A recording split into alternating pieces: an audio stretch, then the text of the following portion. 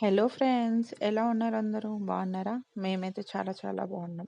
ఇంట్లో ఉన్న ఐటమ్స్‌తోనే simple and tasty ఆలు రైస్ ఎలా చేసుకోవాలో చూడండి. ఇవి కావాల్సిన పదార్థాలన్నమాట. ఆయిల్ హీట్ అయిన తర్వాత ఆలు వేసుకోవాలి. ఆలు వేసుకున్న తర్వాత కొంచెం సాల్ట్, ఎందుకంటే మంచిగా బాయిల్ అవ్వడానికి. సాల్ట్ ఏసుకున్న తర్వాత ఆలుని కొంచెం ఫ్రై చేసుకోవాలి. ఫ్రై చేసుకున్న తర్వాత అదే ఆయిల్‌లో ఆనియన్, పచ్చిమిర్చి, కరివేపాకు, తర్వాత కొంచెం పసుపు, అల్లం వెల్లుల్లి పేస్ట్, తర్వాత టమాటా ఇవన్నీ వేసుకొని ఫ్రై చేసుకోవాలనమాట. ఫ్రై చేసుకున్న తర్వాత ఫ్రై చేసి పక్కన పెట్టిన ఆలు అది కూడా వేసి ఫ్రై చేసుకోవాలి. ఫ్రై చేసుకున్న తర్వాత దాంట్లో కొన్ని వాటర్ యాడ్ చేయాలనమాట. అది క్లిప్ మిస్ అయింది. అది కొంచెం వాటర్ ఏసుకొని, అది కొంచెం వాటర్ మొత్తం పోయిన తర్వాత కారం వేసుకోవాలి. కారం వేసుకున్న తర్వాత చికెన్ మసాలా అయితే నేను యూజ్ చేస్తానండి. అది మాత్రం స్మెల్ గురించి, మంచి టేస్ట్ గురించి అది వేస్తాననమాట.